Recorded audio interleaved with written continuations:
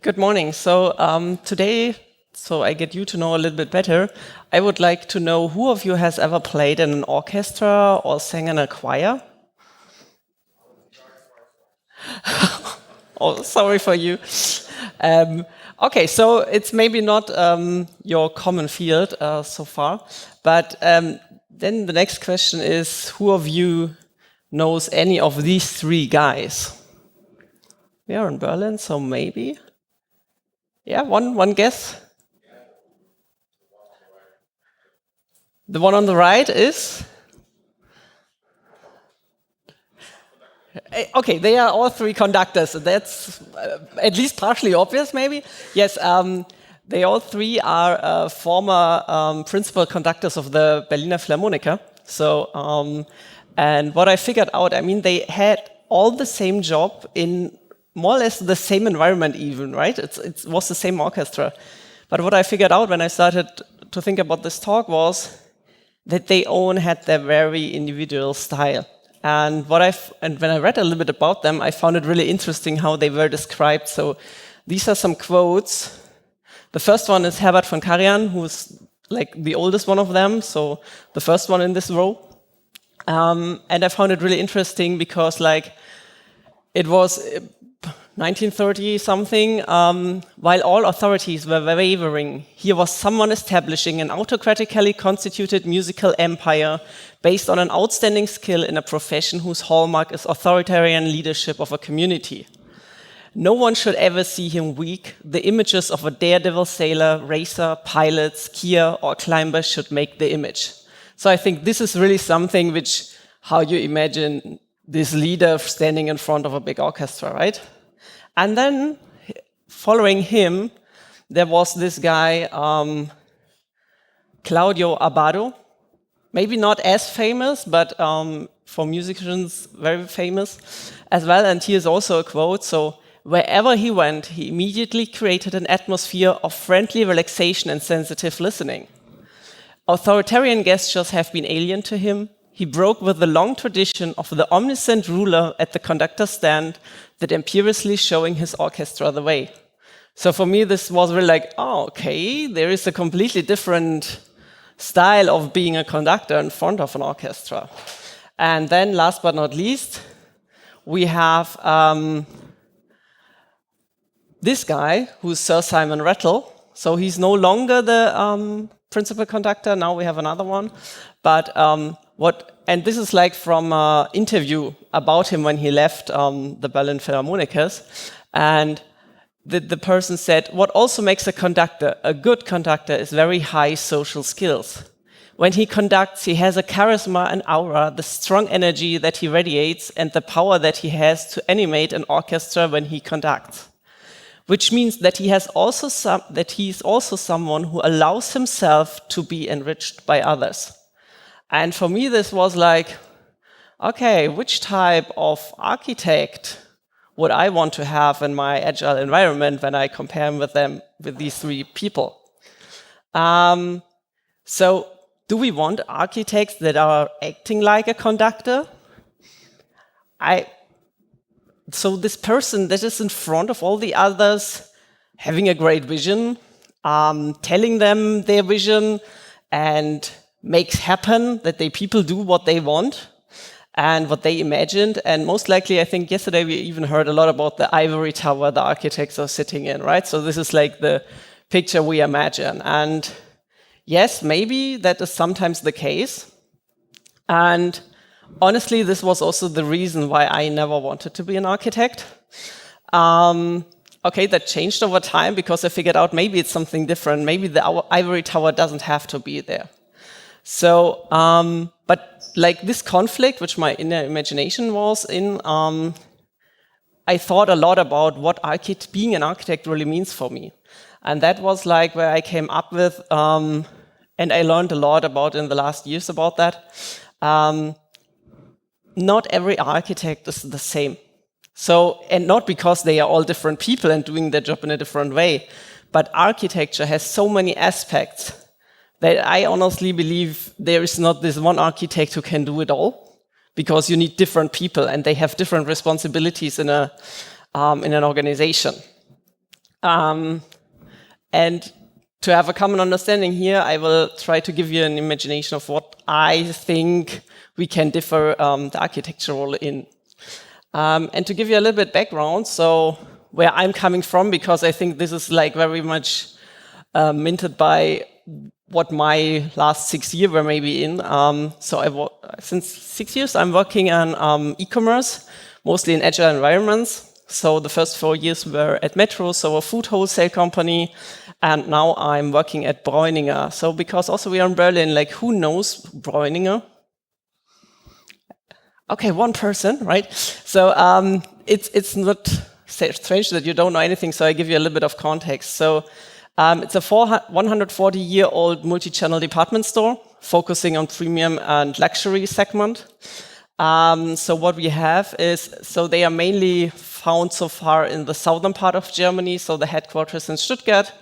We have right now 13 stores, like really brick and mortar stores in Germany and Luxembourg. One additional one will be in Hamburg, opening next year or maybe the year after. We are focusing on fashion, beauty, home and living, but also having another additional business like confiserie, restaurants, and hairdressers. So the one part in where the history is coming from is the stationery sale, the brick and mortar retail. But we also have an e-commerce store since 2008, mainly focusing on the German market, but in the last year we expanded also to 6 more European countries. And therefore, we also have for sure a big logistic, a modern distribution center, and maybe what's also very interesting is that we have one of the oldest customer loyalty cards. So if you technical people think about data, yes, there's a lot of knowledge inside when you know what people were buying for 60 years even. So that is where I'm coming from. And the IT landscape of Breuninger is following a best of breed approach. And so for a lot of areas, we have buy solutions in. For example, for the ERP, for the finance systems, there's an SAP, no surprise. So, but the closer we come to the customer, so for example, the online shop or the customer service software, or also for the sales assistant in a store, we put them into make solutions. So also the make solution has sometimes a buy part, but mostly it's in-house developed online shops. So similar to what Susanne showed us yesterday, how you should decide with Wordle mapping what to put self-custom build, or if you rather choose something which you buy off the shelf. So this is where we are, like where my background is, and I think for that task, we need different types of architects. So really, like, I think there's not the person who wants to build an online shop and be an architect for that responsibility, and on the other hand, integrating standard software in a finance or an ERP environment. So I think we need different people. So how do I distinguish them? The first dimension for me is how technical or how much business focused you are. So are you more focusing on the domain architecture, or are you more focusing on the technical architecture? That doesn't mean that they are opposites which should not work together, but still there are people who like more the technical aspects and there are people who like more the business aspects. And the second dimension is in what scope are you operating as an architect? Are you more working on the horizontal scale, so overarching over multiple business units, multiple teams, so you're more on the horizontal scale? Or on the other side, are you more on the vertical side, so inside a unit, inside a team? So there is the whole range that we are having. And that is the roles that we are currently having at our organization. So the first one is the enterprise architecture people, or at least the role that we have for that. So for sure, they're mainly focusing on which capabilities, business capabilities we need, and they are doing it more on a broad scope, on a high level. Next to them, we find something that we call domain architects. They are like still focusing on the business architecture, what capabilities we have, but on a little bit more fine granular level. And they are starting to think about, okay, what technology we have below, which teams are involved, who should maybe own what, and stuff like that. So, and because you cannot be an expert again in everything, they have a a smaller domain. So they are still not only focusing on one team, but maybe on, say, 2 to 5 teams where they are operating in. So it's a smaller business domain usually they are responsible for. And the next challenge is then really to make the software architecture happen.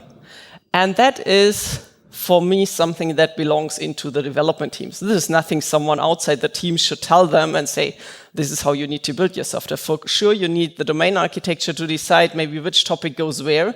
And all of them are for sure also talking about these questions. But the software architecture people, they are inside the team. So each developer has also a software architecture role. For sure, it's not maybe the junior just joined the team, but at least the team together decides on how they build their software architecture.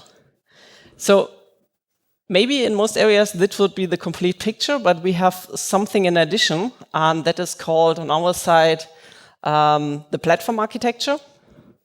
Maybe some people also would call them technical architects. So what their responsibility is to create a macro architecture, so the guidelines that give maybe the software and the domain architects the guidance how we technical-wise put our stuff together. So for example, we want loosely coupling and how we do the loosely coupling. And we have, for example, also a platform architect for front end, because honestly, front end is something so specialized, so important for an online shop. So we cannot just say, everyone does what they are doing. No, this is not working to be on really on a high level of quality. So we have people who are an expert in a certain technical area, but they are not responsible for that part inside a team. For sure, there we have the experts as well. But they are thinking about, okay, where do we want to evolve with our front-end architecture? Where do we want to involve with our infrastructure, for example, or on our data level, for example? So how do we build our data lakes, how we connect them, and how is everything involving there? How does machine learning needs to be integrated and all the rest? It's not about, they are not focusing really on the business. They have an understanding of what we are doing for sure, but they are really like having the small technical focus which they are in. So the microarchitecture is part of the software architecture, belongs to the team, but the macroarchitecture is mostly coming from the platform architects in combination with the domain architecture, who then focus on the business part over there.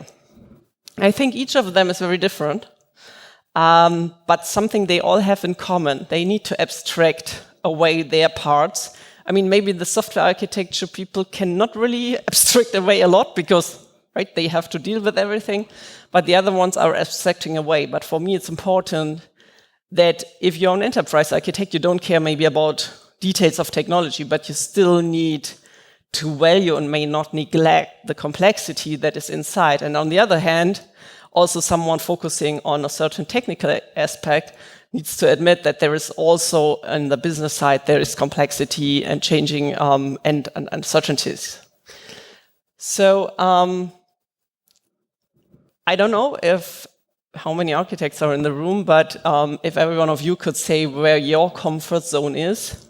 I was asking myself a lot, because when I joined Breuninger, I got the role of a platform architect, and I figured out, but that I more like maybe to play in the upper part, somewhere between domain and enterprise architecture.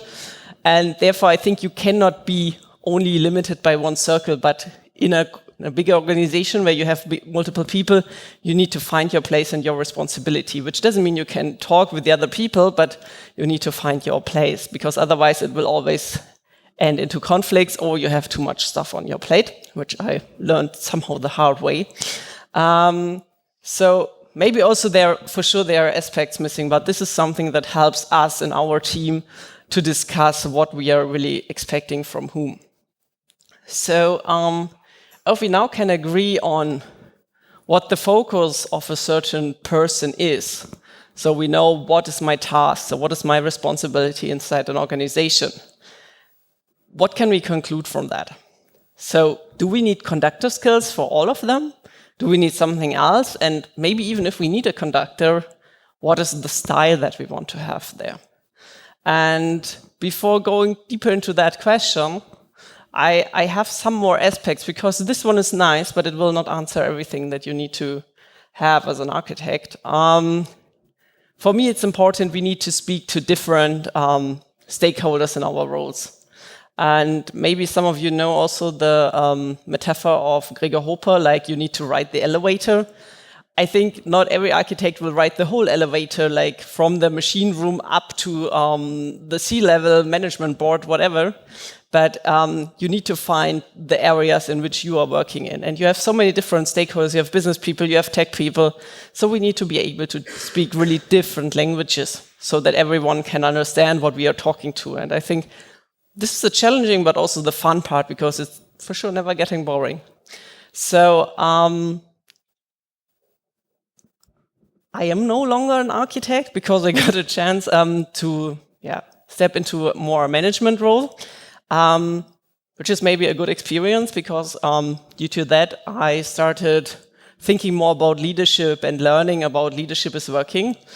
And that also helped me a lot for understanding why certain things in architecture are working or maybe not working out. So for me, being an architect means also that you always have a certain leadership aspects in your job. And therefore, I want to share something with you which I learned in the very beginning. First of all, if we talk about leadership, we maybe also talk about power. In Germany, power is something nobody wants to be the person who has the power in the room or something. It's not a positive word. In England, like in English-speaking countries, it's a different thing. But what does power really mean? So maybe you bring people to do something which they haven't done if you were not there. So it's not really something bad that you only do bad things with power. But there's a classification of manager tools about different types of power. And the first one is the role power. This is maybe the power that we all think of when we start thinking about power. This is because I have a badge on my uniform, because I have that title, I can tell you what to do. So for example, when I would now say to you all stand up, maybe you would do it because I'm standing here in front and are in the current role that I can give certain requests to you.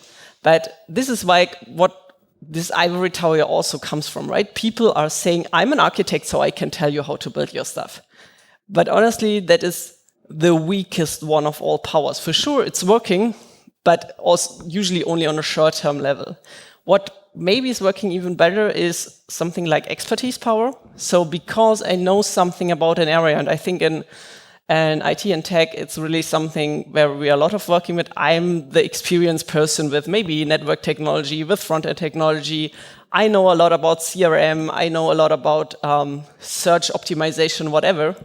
So if there is one person who has a lot of knowledge and experience in an area, people usually will listen. Maybe they will not just follow immediately, but they will listen and they will understand. And if a decision needs to make, maybe the person goes there. This is working much, much better because there's a reason why I would really follow you. But what is the most powerful one is the relationship power. You need to build relationship to people.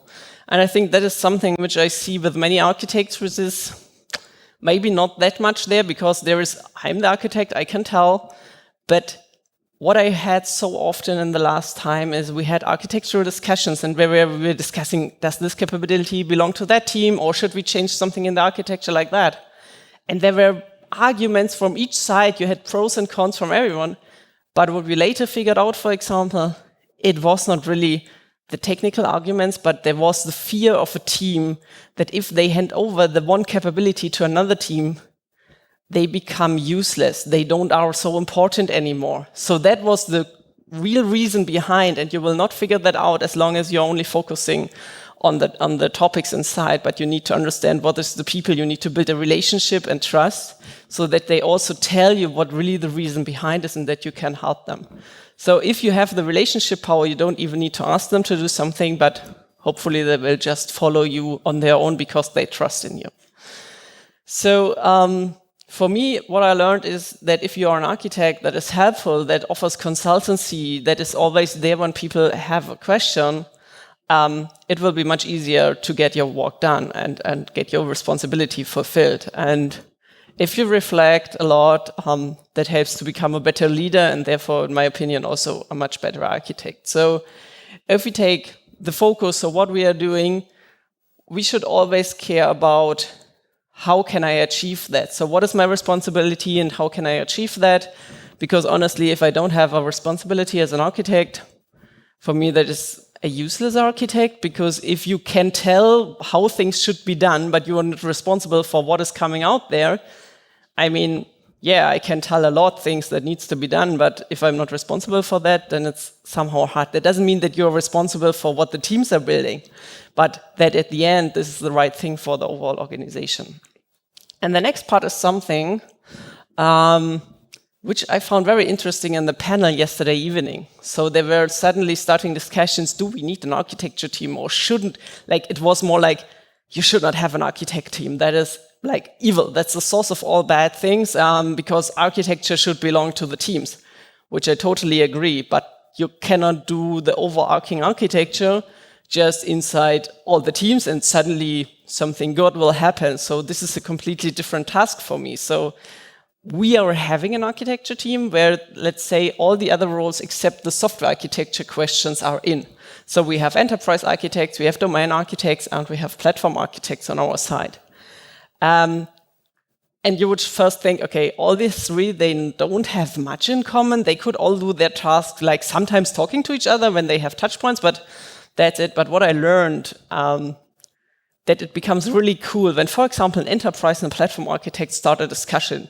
Like, they have so different background, but in most cases, the discussion was hard. Sometimes it was really difficult because you had the feeling they are not talking about the same thing, but at the end, something good came out usually, because this completely different viewpoint and this, like, I'm far away from your stuff, gives a different perspective. And at the end, always these discussions really very helpful and were bringing us forward. So at least for us right now, this one big team with 5 to 6 people is something that is the right thing for us at the moment. I don't know where it will evolve when we are growing further, or if we will figure out that we maybe need 2 different teams with different focus. There's still the risk that we are building an ivory tower, maybe an even bigger one. So that is something that we are facing, because people are asking, why do we need these architects? They are just telling us what to do. But I think we need to become much better to explain why we have these people, what is their responsibility, and that they are not want to take away something from the team. But there's so much more to do and so many more aspects that we need people who really full-time can care about that. Because if you just do it as a side job, if you're a developer in a team, yes, you can do your software architecture well for the team, but you will not work really full-time outside the team to decide where in a strategic discussions this capabilities needs to go. Do we need a new team for something? Because otherwise it will be just not work out, because if a team has too much on the plate, we all know that certain things will get lost. So, and they still have a certain common ground, because we have a continuous discussion about how much freedom and autonomy we want to give to teams, we want to give to different parts of the organization. And on the other hand, we need to ensure, and that's the responsibility, efficiency, equality, and ensure that all the things are still fitting together and we not have a wide zoo of every technology that the world has to offer.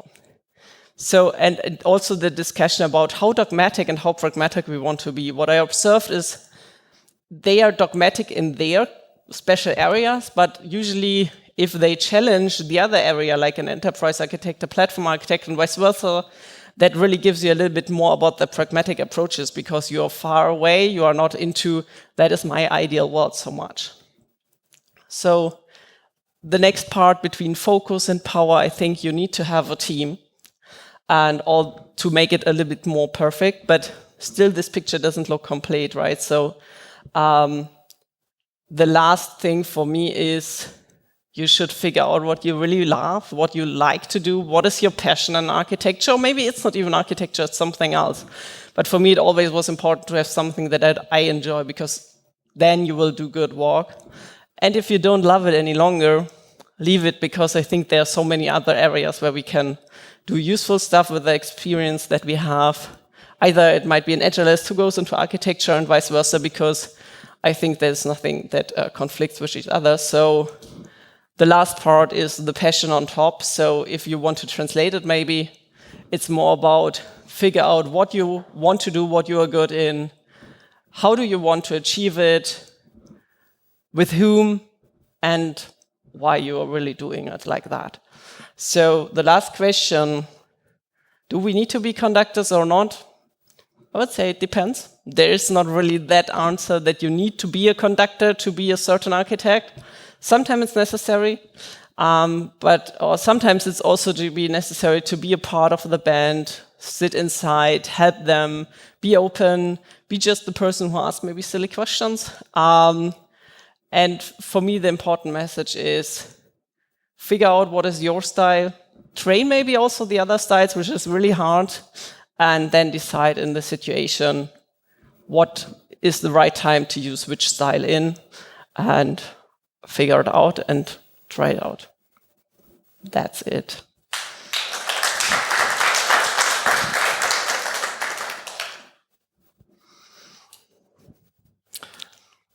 Thank you very much for the talk. We've got 2 questions so far, so let's see. If you've got other questions, then just use Slido. The first is a bit following the last talk. I'm not sure whether you were here when Kevin Only was the talking very about, end, but you will tell me now. It was no. a lot about Conway's law and all that stuff, and he showed a lot about organizational structure. What's your company's organization structure? Can you explain that? Yes, so I had another talk with a former colleague who was also architect. We called it team-oriented architecture. So we really focus on, we have this stream-aligned team. So we have a team which owns a certain business capability set. This can be depending on in what level they are from a maturity level. More topics or less topics, but this is like the organization. So we have, when we have buy software, we only have a product owner inside our organization, usually then an external partner who is taking care about the SAP, the ERP system, whatever. And if we have an in-house team, then we have a product owner from our team. We have sometimes UX or data science people. And then we have the developers and agile coaches. And each of them is owning their part of our business landscape. Okay, thank you. The next one is... what's your preferred ratio from developers and teams to the different types of architects? Okay, so what I currently start feeling, which is feeling right for us, is we have something about 15 development teams, depending from a size from 3 to 8 full-time equivalents, something like that. So this is our current size at the moment in the online shop area. And then we have a lot of different applications outside. We are having right now, my imagination is 4 platform architects, 1 for the data part, 1 for front end, 1 for infrastructure. We have currently 1 who is more taking care about back-end integration. I want to have a second one because 15 teams for 1 person who has a little bit understanding of what business is happening there, you cannot be in detail too much, and the teams have too many things and too many stuff is going on. On the main architecture level, we usually have 1 architect, which is not a full-time job, but like combined with the people management, for 2 to 3 teams, 1 person. And enterprise architecture for our size, I'm currently feeling that we need 1, 2 full-time people and maybe a third one, which is part-time evolving. So. Okay. And another one. How do architects with different focus work together in one team, or do only architects with the same focus work in the same team? So at the moment, we really have enterprise, the full-time domain architects and the platform architects in the team. We also have a lot of exchange with the people that are like half into architecture as well, but they are all in the same team. We still have the discussion, does it make sense that we always do everything together? I think for certain discussions it's good, but also you realize that some topics, the one person, like the front-end platform architect is working on, the enterprise architect is not always involved. But if you have something bigger to decide and discuss, they all come together. And currently, I think it's also good for them to have a certain home base, to have a team, because the lonely architect in the ivory tower becomes even more lonely if there's no team. So it's really also just the people part, why they are in one team at the moment. If we grew bigger, then maybe you would split it because the difference would be too big. Yeah. Okay, thank you. Any other questions on the audience at the moment? Just raise your hand then. I don't see any. Then thank you a lot for your talk.